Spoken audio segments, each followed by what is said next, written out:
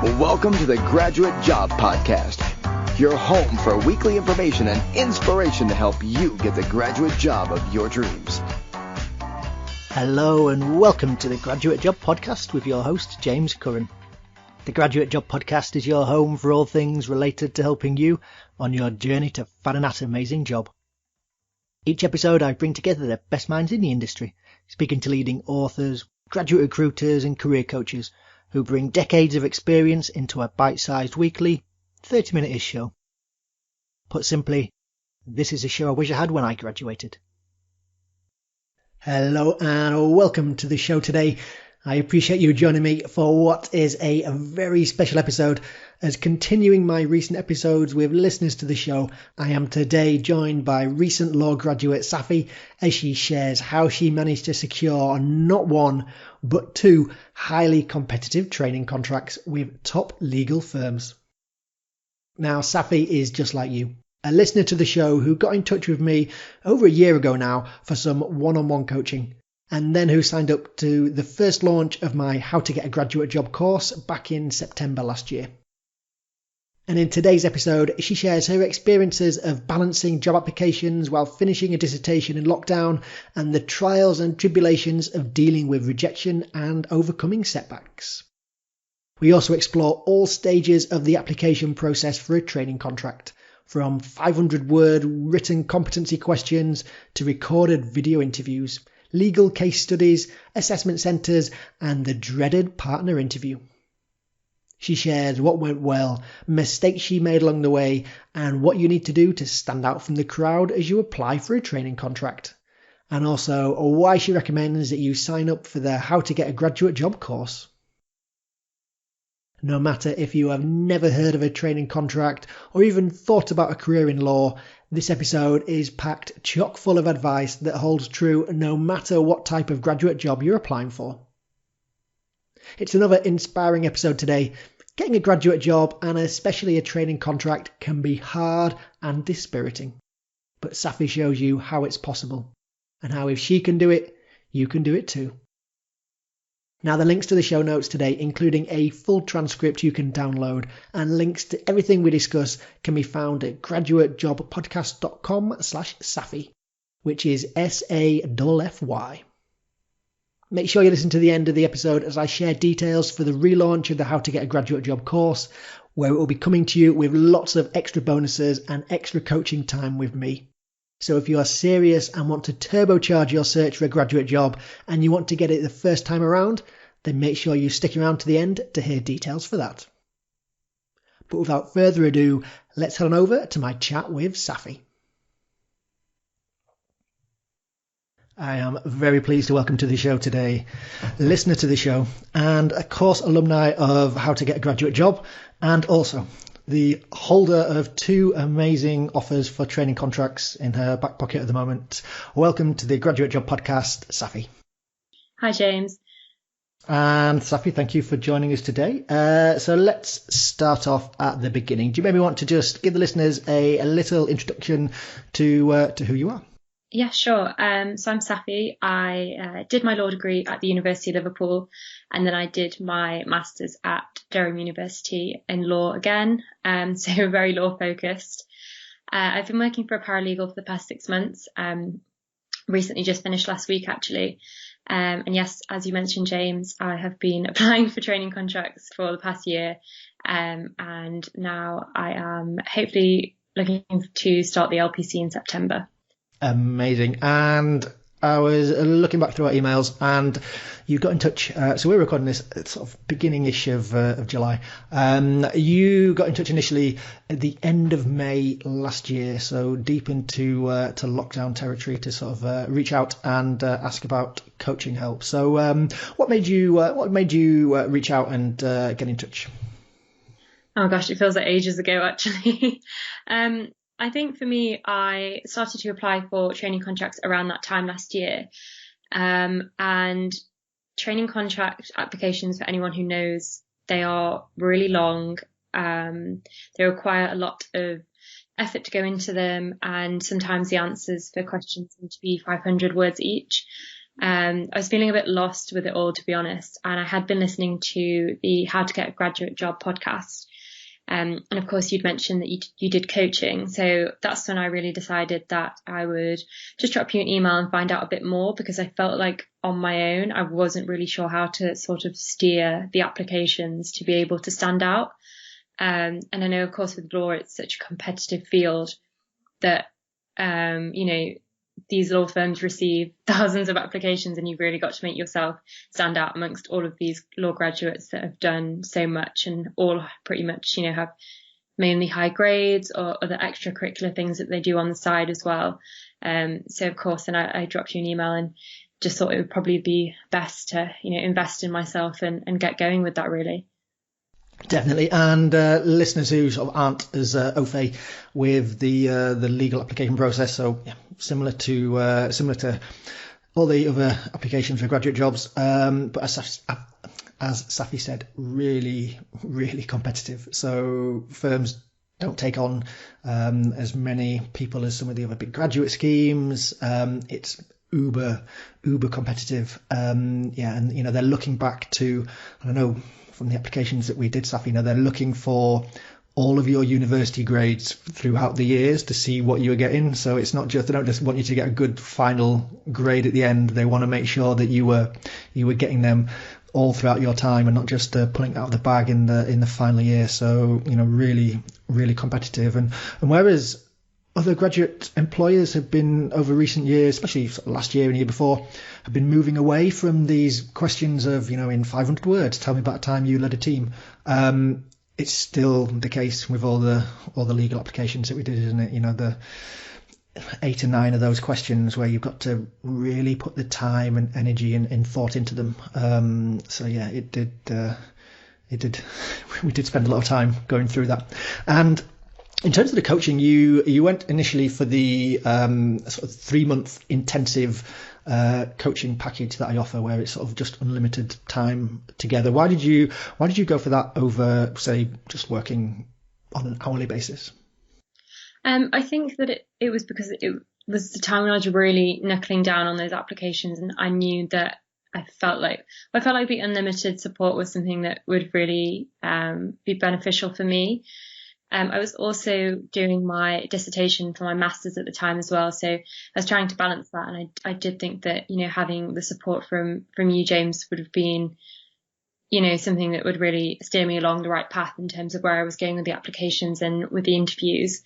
So that was why I really wanted to go for that, and I think that actually it allowed my applications to stand out so much, and just really allow myself to kind of get a first step in terms of where I was going with my applications and making sure that I could stand out, because as we've both mentioned, law is so competitive that I think, having that coaching is something that really allowed me to just kind of know where I was headed, really, because I think I was a bit lost at that point when I first emailed you. Yep. And as you said, right, you were deep in, so this was middle of lockdown, when it was sort of proper lockdown. You were still doing your masters, but the libraries, university shut down, so you were back at home doing your dissertation, or trying to do your dissertation sort of remotely, whilst also applying for all these jobs with the because remember, so as I said, we started working at the end of May. There was quite a few of them where the deadline was the end of June, and then there was quite a few more where it was sort of the end of July, wasn't it? And then that was it. Once there wasn't really anything that you were interested in applying to sort of post-July. So just then setting the scene for the listeners in terms of the companies you were applying for. So we weren't going for the big Magic Circle firms. You were going for these big international firms sort of below the Magic Circle level that were, a mix of, sort of private client and commercial. Why didn't the Magic Circle type firms tickle your fancy? Yeah, that's correct. I think that I wanted to go for those types of firms first, for the private client and commercial, because of the real mix that you get. And especially, I think, being at Durham, you get a lot of these Magic Circle firms coming to do talks and to entice graduates to apply for them. But really, I think I've been put off by the horror stories that I've heard over the years in doing a law degree about, people never leaving the office and not having a social life. Of course, the pay and the salary is fantastic, but I enjoy a social life and a good time with my friends. So I wasn't really sure about signing up to give my life away for the next 5 years or so.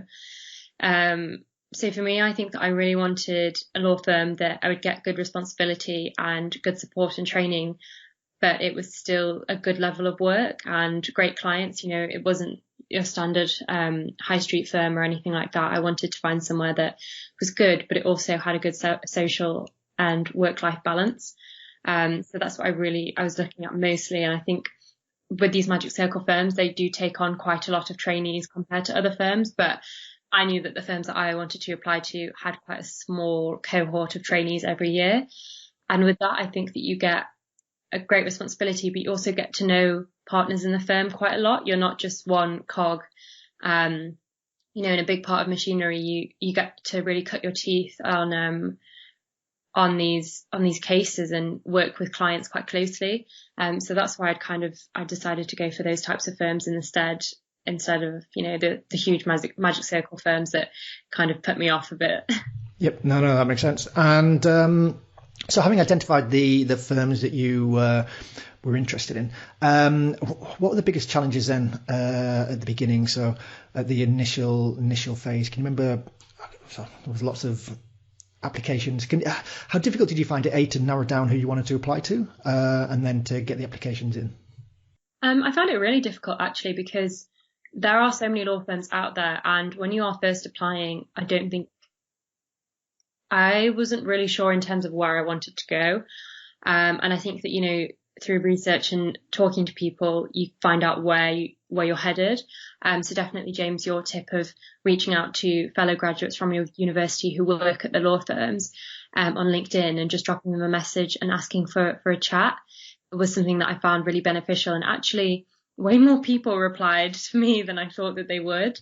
Yep. So that was great, because I got to actually speak to someone on the phone and find out a bit more about the firm and their experience, which meant that, you hear it from a trainee themselves. And most of them are really honest as well. They weren't trying to sell the firm to me like graduate recruitment would, or a partner perhaps. They were just telling me honestly in terms of what they thought. Yep. So that kind of allowed me to narrow it down a little bit. And also it really helped with my applications in terms of name dropping people that I'd spoken to at the firm and what they had said.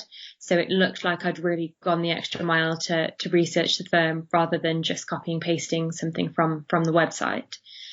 And in terms of what I would say with finding it difficult, I found it really hard because, in March of that year, everyone kind of had to go home and that was it from uni. And I felt like I didn't really have the support in terms of my dissertation from the university very much. So I was struggling a bit with that. And these applications are really, really demanding and time consuming. And of course, the first time I applied last year, I was cutting it really fine with the deadline. So I think that juggling all of that, I did find it quite difficult. But of course, I think that it really helped when I applied the second time round this year for training contracts. Definitely. And, that was one of the things that we talked about. And you were making it more difficult for yourself by the fact that, as I mentioned, we were doing these applications in June and July for deadlines that were, June and July. So we were, if you think about the piles of these thousands of applications coming through, we were the tail end of that. And that's one thing we certainly improved on the second round of applications this year, was that you were, as soon as they were open, you were in and you were ready, and you were, getting your application in early. So you would have been the first people that they would be looking at the application for, as opposed to being, application number 4,500 that they'd read that year. So that's certainly something that we worked on. Just looking back now at one of the first applications that we did was for a firm called Withers, and you mentioned some of the questions were up to 500 words. So Withers was one of the really tricky ones, because their questions were 60 words or less that you had to answer these competency answers for. So describe a time you demonstrated excellence in commercial awareness, client focus, communication, teamwork, initiative, and describe a significant non-academic achievement. And you've only got 60 words to do this, so you just got to be so punchy and so snappy. I can remember we were just bouncing these different drafts back and forward, just tweaking all the time, just tweaking it, just to making sure that we were really adding value. And one of the things I can remember working on initially with the applications is just really trying to play up your unique selling points. So the things that I'd identified that really made you stand out from the crowd, and hopefully these have been drilled into you over the course of the year. Can you remember what the 3 I picked out you were for? I think it was academics. Yep. Gosh, why can't I remember the other ones? No, you'll have to remind me. Definitely academics, certainly your work experience, and I can't remember the third one. So it was obviously memorable for us. But yeah, it was just making sure that you were, really bringing these to the fore. And we did a lot of times where you were, I think it was your university sort of show that you were, really bringing these to the fore. And we did a lot of times where you were, I think it was your university sort of volunteering. It was the third one. But coming up with the bank of questions, and then we kept on playing with, okay, is this the best answer for this particular question? And we'd write an answer, and then sometimes we'd end up changing it and having them. But I think one of the advantages of spending so long on the questions and coming up with answers for these questions was that when you got to the interview stage, you had that bank of answers already up your sleeve for every type of competency that you were going to be asked about. Do you have any recollections about how this process went? The initial process of getting the applications written in. How painful did you find it? It was definitely very painful. And for Withers, we had to whittle it down to 60 words. So, every firm was different in the way that they wanted things. And of course, you had to, in your competency answers, perhaps play up the strengths that was listed on the firm's website for what they look for in trainees. So, you're really tailoring it to each firm specifically, even though we had, I suppose, the skeleton answers of, my academics or my volunteering. The reason that training contract applications, I think, really take so long is because you really have to tailor it to that specific firm, because, it's drilled into you at graduate recruitment fairs for law that they are sick of seeing people copying, pasting answers, and they've left another law firm's name in the answer. Which you did do in a few of them, when you sent it to me anyway. Yeah. It's easy to do. Yeah, that's true. But yeah, I think that's true. I think it's really important to just keep an eye out on those types of things, because as you mentioned, in non-law graduate jobs, nowadays it's more just an online testing part first to sift candidates through, whereas graduate recruitment, if they read your application, of course, at all, it's going to be what they see on paper, and that is going to be your answers for those questions that, they want you to really narrow down why that firm is for you and why you're a good fit. So yeah, it was tough. It was really tough. Yeah, and as you said, even when the questions were similar, they were still different. They had a particular flavour on it. It might be a question about teamwork, but then it was just looking at a different application here, and the question was, so you got 250 words for this question. Please give an example of a situation where you've worked as part of a team to achieve a specific objective. What was your contribution to the team? You had 250 words for that. So 5 parts to it, I guess, to squeeze into 250 words. So yeah, you've got to put the time in, you've got to put the attention in. If you're just doing a cut and paste answer, you're not going to be ticking off all of those 5 different parts. And that's what I thought you did brilliantly. You put the time in. We put the work in, and so many emails back and forth, but you did really, really well, and I was really pleased with the applications when they went in. Although, so yeah, I thought they were brilliant. Although, as I said at the beginning, I think the lateness for some of them really sort of held us back. Just the fact that we were getting them in sort of not too far from the deadline. Because from the initial application, just the fact that we were getting them in sort of not too far from the deadline. Because from the initial application sort of phase, we didn't have a huge success rate, did we? No, that's correct. I suppose for the people who are listening to this, when I applied last year, I got one interview, down to the final assessment centre for Withers, but I wasn't offered the training contract. And I received a lot of rejections overall. But then, of course, this year, I speak about this kind of school academic year. So when we started the application cycle again in September 2020, we were really, really early in terms of when the training contracts application windows had opened. I felt like, of course, we'd kind of recycled the answers from the first round of applications, but really refining them, adding to them, making sure. And it was a much better result. I think getting your applications in early and just making sure that you really spend time refining your applications and your answers allows you to stand out so much more. Yep. And of course, it's been great now I have 2 offers, but I think that those are some factors that were really important in allowing me to get those offers this time around. Yep. And I think as well with law, they almost want to see you have because it's so competitive. That's why the questions are so long. That's why the questions are so difficult, is they get so many applications. Part of it is like, okay, let's see who can be bothered. Let's see who can be bothered to answer the question properly. Let's see who can be bothered to actually fulfill the word count. Let's see who can be bothered to answer all the 8 competency questions. And that's just the initial sort of application stage. So then, of course, they're really drilling you on all the other stages. So maybe before we sort of move on to this year, let's just sort of follow through. When the application's really good and you got through to the the first telephone interview with Withers. How can you remember how that initial telephone interview went?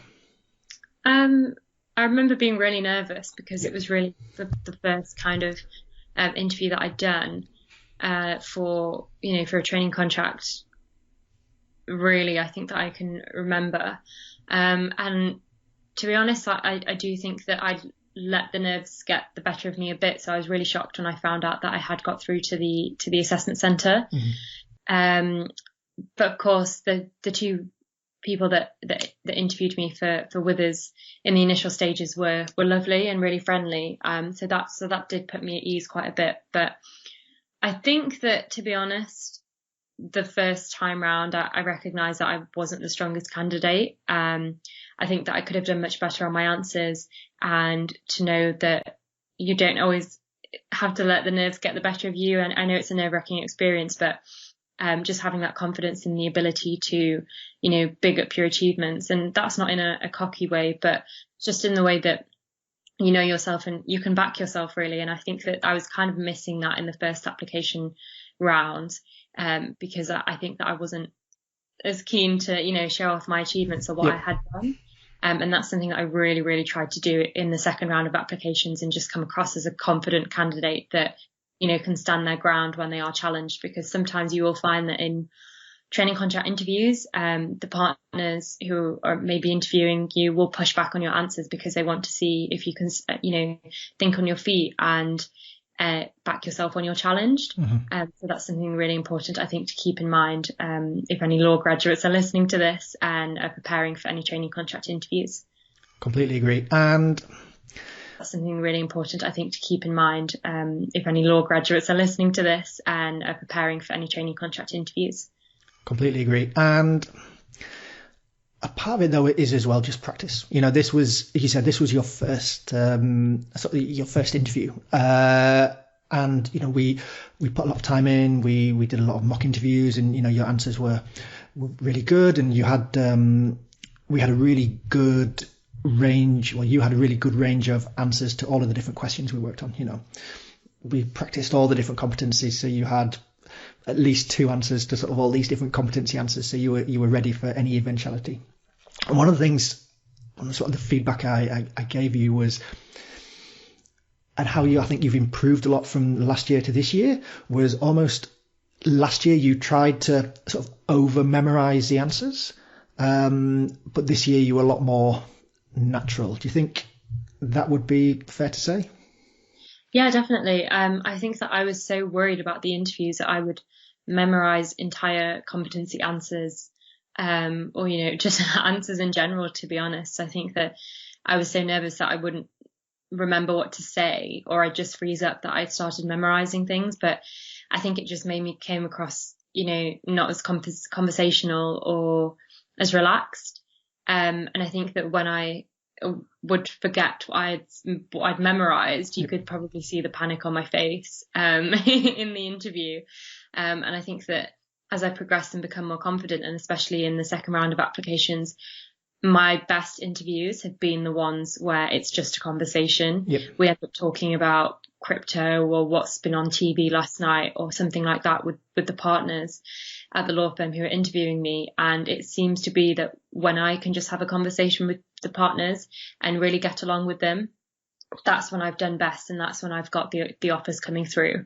So that's something I think to bear in mind. You don't have to come across as really formal and feel like you can't speak to the partners in a conversational way. Of course, you maybe have to gauge it, and in terms of how formal they're being with you. But I think that that's something to bear in mind, that sometimes they just want to chat. They've probably interviewed a lot of people over the past week. They've probably had enough of hearing about why someone wants to do law, and they just want to have a chat with you about Love Island or something really silly. Yeah. Tell me more about how Brexit's going to impact the legal profession. Yes, please. No, completely. And that was your ability just to, for your personality to come through was definitely one of your strengths. So yeah, we worked on that quite a lot. So you've been far too hard, and you got through to the assessment centre. So that was your first assessment centre. How did you feel going into this? I remember being really stressed because it was 2 weeks before the deadline of my disc going in. And I felt like to be honest, in a mental state, I was a bit all over the place. I'd really worked myself up about my dissertation because my supervisor kind of asked me to change things last minute in terms of my structure. So I had all of that going on in the background. And then it just got to the point where I think I was a bit frazzled, to be honest, and I was really stressing myself out. And I think the assessment centre was fine, but I don't think I performed my best. And of course, I didn't get the offer in the end. And I think that it came down to kind of a mixture of nerves, and that I wasn't in the right headspace for it. And I think that whilst I had prepared, perhaps over prepared in the sense that I was memorising things, and when the partners were sort of pushing back on my answers a little bit, I didn't really know what to do. I was a bit taken aback by the way that they were acting in the interview. That's not to say that they were rude or anything like that, but I think that they were just kind of seeing if I could think on my feet, and I think that I wasn't really expecting it. And those are sort of the downfalls. I think it was a range of things. I don't think I could pinpoint it to one thing that I didn't do very well, but I think looking back and how I've progressed over the past year and how I perform in interviews now, there's a massive change. And I think, to be honest, that's really just down to building confidence as well, which is really important. Definitely. I mean, you don't have to say it, but I can say it. I thought they were, from the feedback, I thought, one of the partners was rude. He didn't look up he didn't look at you the entire time, did he? He just kept his eyes on the sort of table in front of him, asking questions. And I mean, you don't have to say it, but I can say it. I thought they were, from the feedback, I thought, one of the partners was rude. He didn't look up he didn't look at you the entire time, did he? He just kept his eyes on the sort of table in front of him, asking questions and just giving you no eye contact at all, which is unsettling, right? It's really unsettling, and that's why he did it, just to try and unsettle you and to see how you react, which is, I think you get it a lot more with law firms. You don't tend to get it as much with other sort of other companies. Particularly at the partner level, they tend to be sort of a lot friendlier. But law is its own beast, so you have to sort of just play the game. And again, I think you're being far too hard on yourself. You did, as I said earlier, it's about practice, right? And this was your first experience of an assessment centre that I think might have thrown you a little bit, or you talked about the confidence there, was the fact that you were, by some degree, the youngest person there. Do you maybe just want to tell listeners just a little bit about that? Yeah, that's true. I was definitely the youngest person there, and I think one girl was actually a paralegal with us. So she was doing the same assessment centre with the rest of us. But to be honest, I do think looking back, it just gave her an advantage. We had to do a group task, and it was a scenario where a potential client was looking to expand his hotel business, and in terms of the different sectors with us that could, advise the client. So then you're looking at real estate, but you're also looking at the corporate side, and there's elements of employment, and there's a range of factors. But of course, if you've worked at the firm, you kind of know so much of employment, and there's a range of factors. But of course, if you've worked at the firm, you kind of know so much more about it. And I do feel like, looking back on that, I wasn't perhaps as strong in that sense. And a few of the other people there, were working in paralegal jobs or policy and things like that. So I was still at university, and I felt like you could perhaps really, really tell. And maybe I came across as not as knowledgeable in that case. So that's one thing that, of course, being the youngest person and seeing other people have a paralegal experience is something that I really tried to work on over the past year. So in January of this year, I got myself a paralegal role, and I felt like that really allowed me to stand out in terms of my interviews and the vacation scheme that I did with one of the firms that I got a training contract offer with, because I think it just gives you a bit more experience and, how to deal with clients, and a training contract offer with, because I think it just gives you a bit more experience and, how to deal with clients. And I think that that's something that really allowed me to develop my confidence as well, and to really prove to the partners why I wanted to do law. And I think that, something that allowed the people with us to really shine through in the assessment centre. And hopefully I think that that's something that was a factor that allowed me to get 2 training contract offers this year. Yeah. And, just building on that. So looking at the questions, so the answers that you gave to the questions for your initial application, they were asking about when you were working in, give an example of when you're working in a team, challenges that you've faced, these types of, competency questions. Why do you want to train for us? And all the answers you gave were really good, right? We worked on them a lot, and they were really, really good answers. But they were talking about university experience, and you've got that experience of working as a paralegal, and your answers are completely changed. They were, you were talking about, well, working as a paralegal, I was doing X, Y, and Z. And again, they were really strong answers, but they were stronger for the fact that they were law specific work experience examples, as opposed to, university societies and things like that. So the paralegal experience just really, really did, help to give you the edge of your applications this year. But we'll come back to that. We'll come back to that shortly. The feedback you got from the assessment centre, though, was still really, really positive. You didn't have any howlers. There wasn't anything where it was you made any mistakes. And the feedback for the interview was, again, really positive. You even did better for the questions that maybe you weren't expecting, where you were thinking on your feet, as we talked about earlier, that probably just came across more naturally.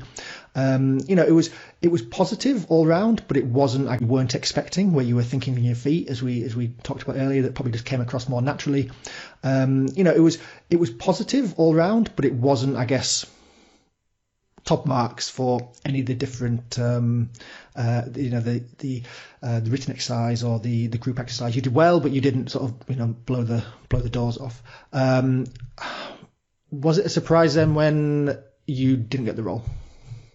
No, definitely not. It wasn't a surprise at all. I think, as I've mentioned, it was a range of factors for me, and I kind of knew, logging off, because it was a virtual assessment centre, that I hadn't done the best. I think I'm also quite hard on myself, and I know how competitive the legal industry is. So for me, I think, when I logged off, I was like, okay, that wasn't my best, and I don't think I'm going to get it. And of course, I wasn't surprised when I got the rejection, but I think kind of taught me a lot, just allowed me to be a lot stronger, and I'd kind of done it before, so I knew what to expect, and I wasn't as nervous going into the second round.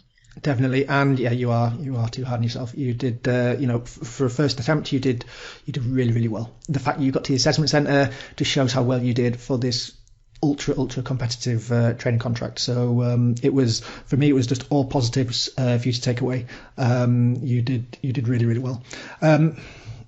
You work quite hard on yourself though, and I know you didn't take it badly, but your confidence was knocked. Is that fair to say? Yeah, definitely. I think, I am really, really hard on myself and push myself throughout university. And I always did a lot of things in the background, like extracurricular and volunteering and things like that. And of course I did enjoy them, but I kind of always knew that, when you're going into law, it's so important to be able to allow yourself to stand out and have all these other things because you're up. When you're going into law, it's so important to be able to allow yourself to stand out and have all these other things because you're up against people, as I said, that might be older than you, more experienced. And this isn't me trying to put anyone off. I just think, me going into it, I didn't underestimate it. I knew it was going to be hard, but I didn't know how much of a mental stamina test it was going to be. Yep. Sometimes people apply for training contract, I don't know, 3-4 years in a row.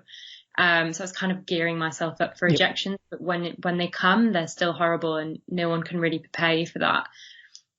So for me, I think I was kind of doubting myself, and is law what I really want to do? Do I even want to get a training contract, become a lawyer? Because it was really tough, and I put so much pressure on myself. And then when I got rejected, I was just kind of like, okay, I've done, all this work, and had invested in time and, doing all this work, and had invested in time and, doing applications alongside my dissertation. I was like, should I have done that? I was really doubting myself. But then, of course, I took a few weeks out and kind of readjusted, and then that's when we started with the second round of applications in September 2020. Definitely. And as a coach, of course, I'm here to help and get you ready for the assessment centres and make sure that your answers are brilliant and help with the applications. But a big part of it is that confidence, and giving you confidence, making sure that you being positive when you're finding it tough, and being keeping you going. And as you said, there was times where September, October 2020, you were like, should I apply for this company, or do I really want to focus on law? And I was like, 100%, come on, you've got this, don't worry. And I said to you, I always said to you at the time, like, you would, you just needed to keep going, just being confident. But it's hard, right? When you're not getting the results that you want, it's tough. It's really, really tough. So that was, I think the Withers came back to you end of August time. It was quite late in the summer, wasn't it? And then around September time, so I kicked off with the How to Get a Graduate Job course, which you joined. So there was yourself and 6 people. So how did you find that then? Because you were the only person who was applying for law training contracts. How was it being in sort of that cadre with different grads? I actually found it really helpful in a way, because of course, it was a support group. In a way, everyone's in the same boat in terms of applications, and it's really stressful. And as you've mentioned on other episodes, in a way, everyone's in the same boat in terms of applications, and it's really stressful. And as you've mentioned on other episodes, there was a time where we were kind of just all waiting around for people to get back to us, in terms of people meaning graduate recruitment. And it was nice to kind of hear everyone else's experiences as well, and what they were applying to, and how different their applications were to mine, in terms of, a lot of them were prepping for online tests, whereas I was rereading drafts of 500 answers for the 7th time that day. So I think that, it was a great aspect in that way. But of course, as well, everyone started to hear back a lot sooner than I did. with law applications, you can perhaps put your application in September, but you won't hear until May, June time the following year. Absolutely crazy. So I was really in it for the long haul. And, everyone was started to hear back in terms of December time and getting assessment centres. And I was like, okay, I'm here for another 6 months probably. Yep. And that's tough, right? I mean, Jack got his first offer before Christmas. Yep. So, 2-3 months in, and yeah, it must have been tough. But I just kept on saying, look, you're on a different cycle than them. You're on a different time scale than them. Law moves in slower ways than different other companies. So, but was it hard not to sort of compare yourself against them? Oh, definitely. I compare myself so easily. And, in the graduate recruitment process, or when you're applying for training contracts or even non-law jobs, it's so easy to compare yourself, but you really need to try not to. I was comparing myself with people on the course. I was comparing myself with my friends, and downward spiral. Unfortunately, that it hit second lockdown in November. It was dark. It was cold. Oh, yeah. I just got a job in retail at that point, and I was really, really hitting the wall. And I remember, you were being really encouraging, and I was just like, I don't really know if I can do this again. I don't want to put myself through the rejections.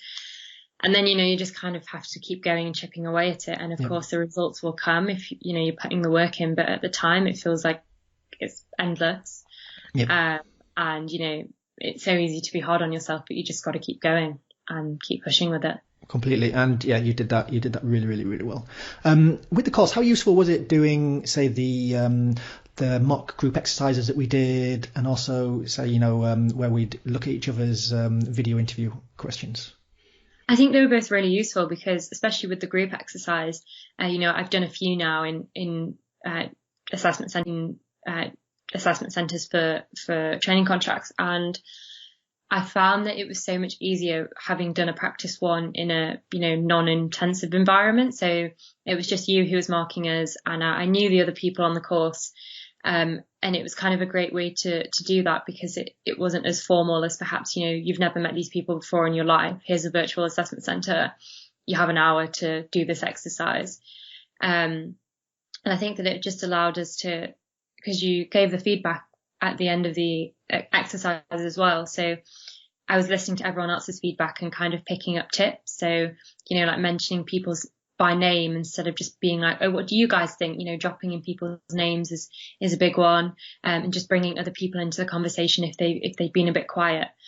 So I think that's been really useful. And especially on the other hand, video interviews, you're just on your own, and you're, staring at a screen, and it's a bit strange. And especially on the other hand, video interviews, you're just on your own, and you're, staring at a screen, and it's a bit strange. And you don't have facial expressions from the person who's interviewing you to kind of gauge how your answers are going. So I think for me, just having that opportunity for you to kind of analyze them with me and pick up, what I could improve on was really useful, because often I think that people undervalue practice, and just kind of think, okay, it's fine. This video interview is really short. I'll just go into it and it'll be fine. Actually, just having a bit of practice under your belt just allows you to stand out so much more. Because I've got the initial video interviews that you did, so maybe offline, Saffy, we can just we can watch them back and just to see how much you've improved over the course of a year. But it is invaluable. If you're going into the first time you're doing it, recorded video, you've got the time limit there, you've got the question popping up for 30 seconds or whatever it might be, just so that you can you can do it as you're going to do in the day, because otherwise you're not going to be ready for when it really comes through. So let's fast forward then. So you've you mentioned it was November. You were there working away before Christmas in your retail job, and it was a grim time of year. And then in January, we started focusing on trying to get you the paralegal job, whilst we were also doing applications where they were open, because they were opening at random times, and just generally waiting.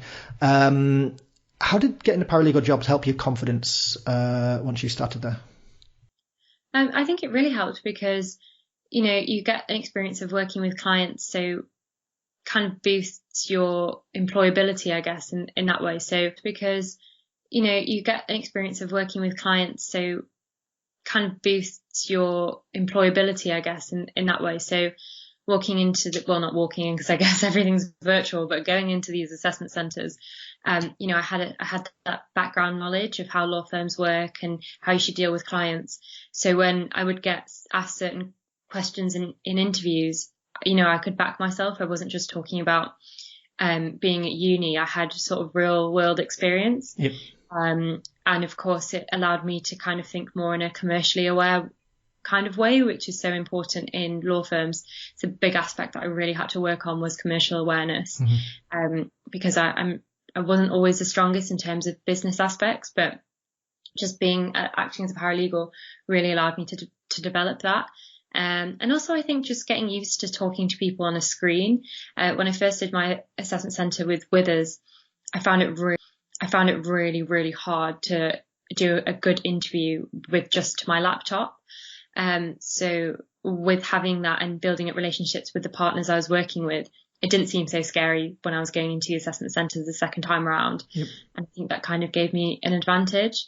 I was used to it, and it was something that I'd got my head around in terms of just being able to hold a good conversation via Teams or something like that, and be able to kind of let my personality shine through when you've just got a laptop in front of you. Yeah, it's a challenge. It's it is difficult, but video interviews aren't, even in a non-COVID world, they aren't going away just because they're nice and cheap for companies to do. People don't have to travel, they don't have to pay your expenses to go down somewhere, so they'll still be around for some time. So we've mentioned that you've got 2 offers in the bag. Haven't decided which is going to be the winner yet. So let's call them Firm A and Firm B. So both sort of private client commercial mix firms. So the initial interview for Firm A, what can you remember about this one? How did that one go? So first off, I had a video interview with just a HR member. So that was great, actually. It was very informal, mainly competency based. So it wasn't as scary. I'd kind of got a bank of competency answers that we'd worked on together. And then I had to do a written assessment in the middle of all of that. Again, I think this is where my paralegal job really helped, because it was drafting a letter to a client, which that's not something that's so scary to me anymore, and preparing a claim form. And, that's not something that's so scary to me anymore, and preparing a claim form.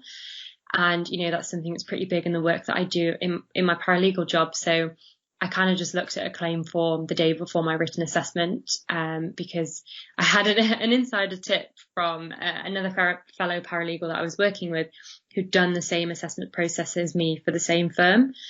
And she'd done the written assessment a couple of days earlier. So I guess it's kind of a sneaky way of getting some insider tips and making sure that I had a clear idea of what was going on. That doesn't happen for everyone. But I guess I was lucky there.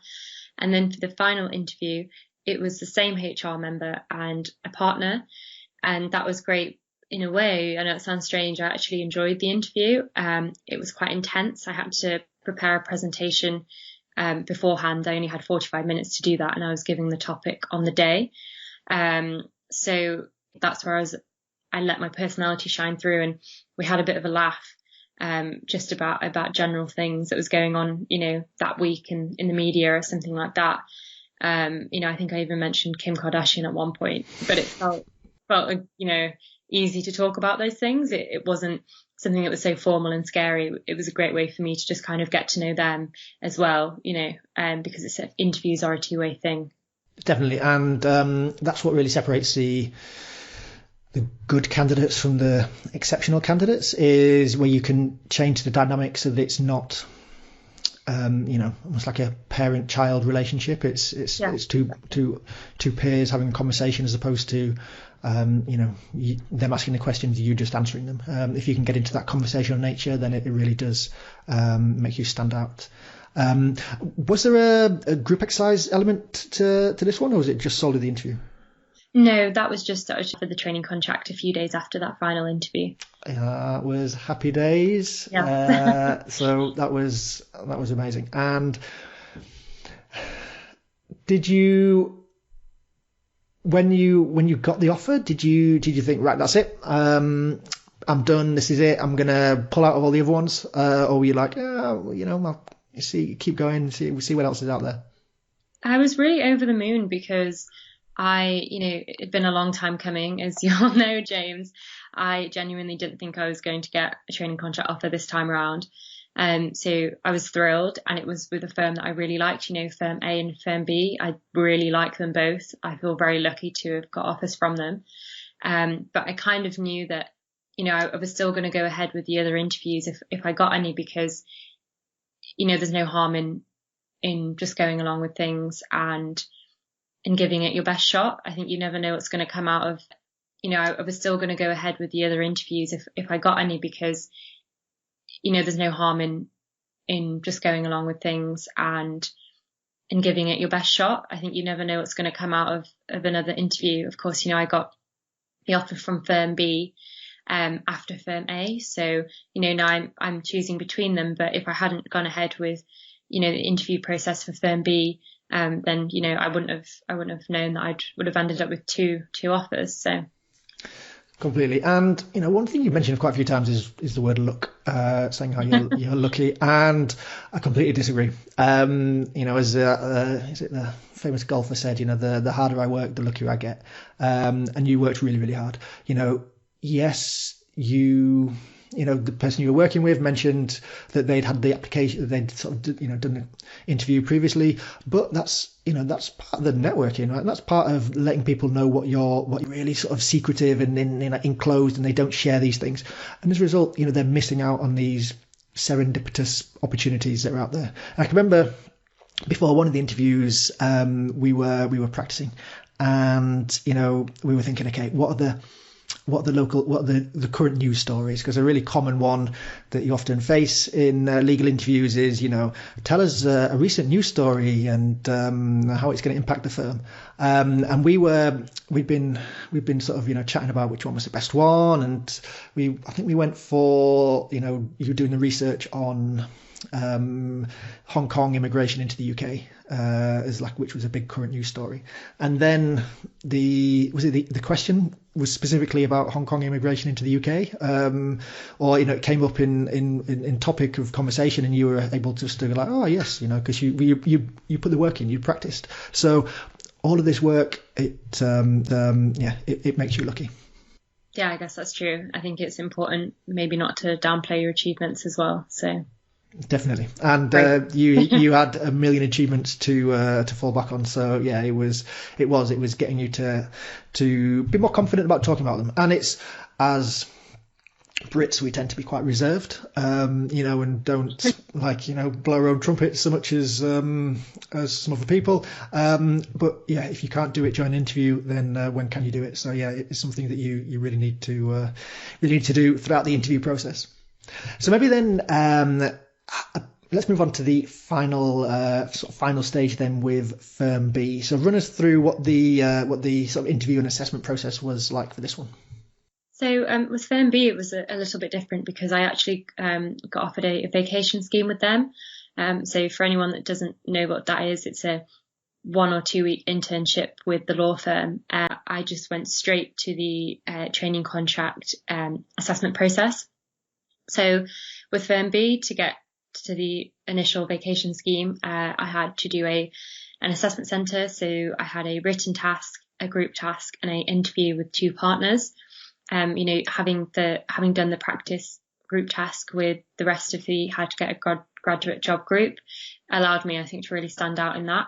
And written exercises, it wasn't so scary. It was just to do with the firm, so that was okay. And then again, the interview I really enjoyed.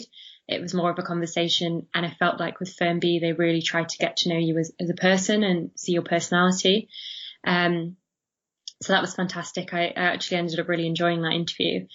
And then, of course, I got the vacation scheme, and I really enjoyed the vacation scheme week, had a great time, really, really enjoyed getting to know people at the firm. And then my interview was on the Friday. I got the vacation scheme, and I really enjoyed the vacation scheme week, had a great time, really, really enjoyed getting to know people at the firm. And then my interview was on the Friday at the end of that week. And again, I think it was just more of an informal thing, because they'd kind of get to see how you progress over the week and who you are. And, it's not a formal thing where you've met them for the first time and that's it. So then, and then I found out a few days later that I'd got offered the training contract with them as well. So I think having the vacation scheme with Firm B kind of really allowed me to meet people at the firm and just get a feel for who they are over that week. Yeah. And amazing work, right? Absolutely brilliant. That is no mean feat at all. We talked about how competitive it is, and anyone listening who's going through the process, who's been applying, who's studying law, they're going to know that that is the case. So for you to come away with 2 offers for training contracts is unbelievable. So you should be really, really, really proud of yourself. With that second interview, then, we've talked several times about, confidence and, nerves and things. How important do you think it was, by the fact that maybe it didn't really matter for you because you already had an offer in your hand? How important do you think that was in the interview? Oh, definitely. I'm glad you mentioned that, actually, because before the vacation scheme, I think that I got to that point in the summer.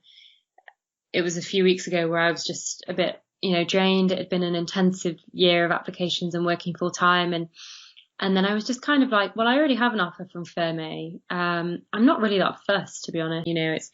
I'm just going along and just seeing what will happen. But actually, I loved the week. I really enjoyed the vacation scheme, and on the first day, I kind of gave myself a bit of a kick and was like, okay, no, you have to give this your best shot, because you really like this firm and everyone seems lovely. So, on the Monday of the week, I was like, okay, I'm going to give this my all now, and I'm really going to put effort into it. And of course it paid off, but, going into it, I was kind of like, I'm not so sure. I already have one training contract offer, but I'm really glad that I just gave it my best shot, and, it's worked out for the best now. Yeah, and now you're in the enviable position of being able to choose between 2 firms that you really like, and so you're in a brilliant position, and yeah, all credit goes to you. You made it happen, so well done. Final couple of questions, just conscious of time. What do you wish you'd known, or if you could give yourself advice to the Saffy of a year ago, last May? What advice would you give yourself? Oh, that's a good question. I think hindsight is a wonderful thing. And just kind of remind myself that things do work out. I put so much pressure on myself last year and at the beginning of that application round 2 that I'd kind of forgot why I wanted to work in law. So, just giving that advice to anyone else who's going through the process, and, my younger self, that, things do work out. If you're putting in the work, then, you will get the results. And I didn't expect to get an offer from those 2 firms, but actually I love them, and I think they're both great places to work. So I think that, just reminding yourself that things might seem a bit bleak at the moment when you're applying for jobs, but it will work out in the end, 100%. Definitely. And if it doesn't, then give me a shout, and I will give you a hand.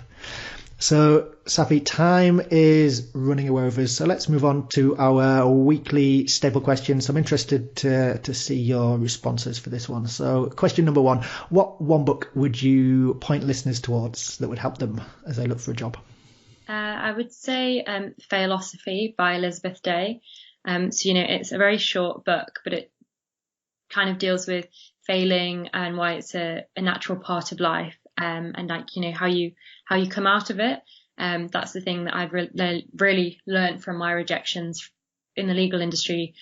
When you're applying for training contracts, you will get rejected. When I was listening back to previous episodes with the rest of the How to Get a Graduate Job members, when you're doing online testing, you may find that you're passing through a lot of them with non-law grad schemes, but when it comes to training contract applications, it's so hard. And I think that me reading that book just really helped and gave me a different perspective on failing and rejection. Amazing. And I will link to that in the show notes, which I've not mentioned yet, but you can find over at graduatejobpodcast.com/Saffy, which is SAFFY. So next question, what internet resource would you point listeners towards? For this, I would definitely say Watson's Daily.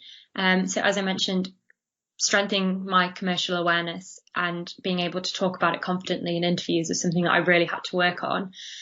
So Watson's Daily is a daily newspaper. I think the guy who wrote it used to be an maybe I want to say stockbroker, I'm not quite sure, but he used to do something, in the financial world. So he breaks down around 14 news articles that day, and writes about them in little bite-sized chunks. So you kind of really get your head around quite dense topics in terms of commercially, like difficult topics in the business world, I suppose, that can be quite hard to understand at times.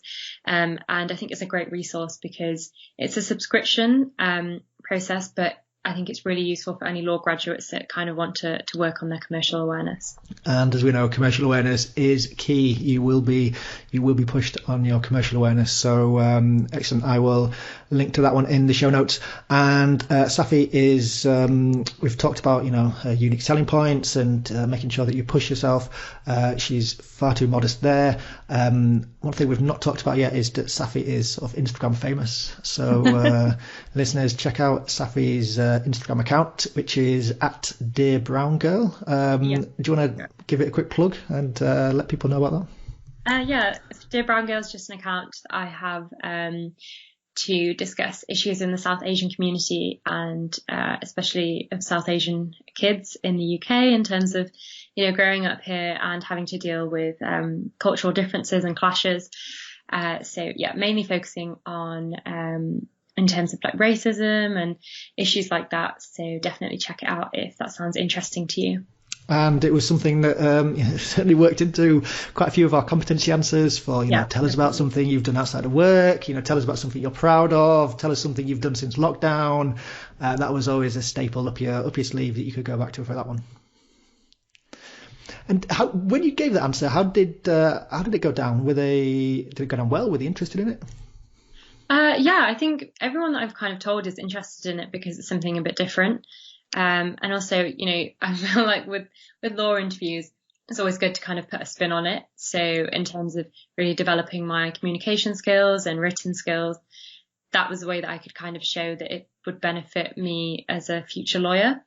And it's just something that, I find interesting and to do for fun, because of course I felt like the law firms that I was applying to, they want to know about you as an individual and what you're interested in outside of work. They don't just want a robot who can't communicate with people. So it was a great conversation, just to have with the partners. And I felt like it was a good way to kind of show off my personality as well. Definitely. It was a really good one to have. And final question, what one tip would you give listeners that they can implement today to help them on their job search? I would say what really helped me was reaching out to people on LinkedIn. So that's something that you taught me, James, is definitely just hearing the experiences of people who are working at the firm at that particular moment is so important. Of course, you can just read what's on the website, but that's not going to get you so far. And I think just hearing from someone and, hearing about if they're passionate about the firm that they're working at or not and why is really important. And it just allows you to stand out in your applications and your interviews, to be honest, because it shows that you've gone the extra mile and you're really interested about learning about the firm or the company that you're applying to. That's a great point. And it as Saffy said, it just makes you stand out. If you can talk honestly about why you want to work there and you're not just regurgitating stuff from the corporate blurb, you are immediately putting yourself in the top 5% of candidates straight away. So check out the show notes at graduatejobpodcast.com/Saffy, where I link to my free guide you can download, which tells you in step-by-step detail just how to do that on LinkedIn. It even gives you a script of what to message people, so you can get sort of ask them for their help, just to take away sort of all the hurdles to stop you from doing it. So check that out in the show notes. As I say, graduatejobpodcast.com/Saffy. And you mentioned earlier, Saffy, it was more people came back to you than you thought would, didn't they? Yeah, it's not as scary as you would think. People really want to help. You know, I've actually had someone message me about the law firm that I worked at as a paralegal, and they wanted to find out more about working as a paralegal and my kind of job role. And I was able to give back, you know, what people have done to me over the past year, which is great. And it's not a scary thing reaching out to people. People really want to help. So, you know, even just if it's a fellow graduate from your university or your school or something like that works at the company or the firm that you are applying to, you know, just doing that, it just kind of puts you miles ahead of everyone else because you've really reached out and you're already building your network as well. So when you turn up for the assessment centre and there might be trainees helping out on the day, and you can be like, well, I spoke to the whoever, because that actually happened to me. I had an assessment centre with a firm and I'd spoken to a couple of the trainees who are helping out on that day. So that was a great way for them to just kind of know who I was already, and, you know, really put myself ahead of the others. Definitely. And because if you can remember their names, keep in touch with them, exactly. Especially with law as well, they really do ask, you know, do you know anybody at the firm who you've spoken to, or, you know, you can put their names down. They will ask them, you know, what you're like. So it is a good way, again, to stand out from the crowd. So, Saffy, all that remains for me is to say we've been working together for over a year now, and it has been an absolute pleasure. I've really, really, really enjoyed, you know, working together with you. I really look forward to our coaching sessions, and I'm so happy for you. I am so proud of you. You've done an amazing job. As I said, getting 2 offers is absolutely brilliant. You deserve all of the success. So congratulations again, and all the best with, I don't know who it's going to be, firm A or firm B. You can tell me offline when you make the decision. But I will do. Thank you very much. Thank you so much for coming on the Graduate Job Podcast. Thanks. Many thanks again to the brilliant Saffy for sharing her insights today. And congratulations again on your success with the 2 training contracts. So there you go. Another successful and satisfied member of the How to Get a Graduate Job course. We had Jack in episode 115, Callum in episode 116, and Atavan in 117, and Saffy today in episode 118. Now, the How to Get a Graduate Job course worked for them, and it will work for you. Like you, they were just listeners to the show. Nothing different about them. They were where you are exactly 1 year ago. Now, the only difference is they decided to invest in themselves and get my expert help to get themselves ahead. And it worked. The last 4 guests from the course shared 7 graduate job offers between them. And wait till you hear my next interview with fellow course member Sibra on how she managed to get 5 graduate job offers. Yes, you heard that correct, 5 graduate scheme offers. So stay tuned for that episode next week. So what can you do if you want to follow in their footsteps to success? Well, luckily for you, the How to Get a Graduate Job course is relaunching with some brilliant special bonuses on the 1st of August. And by extra goodies, I mean hundreds of pounds worth of additional one-on-one coaching time with me, and also additional recorded video interview practices so that you can take advantage of the coaching that Saffy talked about as being so beneficial in the episode today. This is in addition, of course, to the weekly webinars, the private group exercises, and over 16 hours of video tutorial coaching content, and of course, the private Facebook group, to name but a few, that come as standard with the course. So put a note in your phone, as these goodies will only be available for a very short period of time, so make sure you're checking them out from the 1st of August. So what should you do if you want to follow in Saffy's footsteps? Visit the show notes over at graduatejobpodcast.com/Saffy, where I will link to the course, the free guide you can download, and also where you can sign up for a free 30-minute coaching call. Yes, that's completely free, 30-minute coaching call with yours truly, where we can discuss your applications, the course, and generally just getting you set for success. Completely free and no strings attached.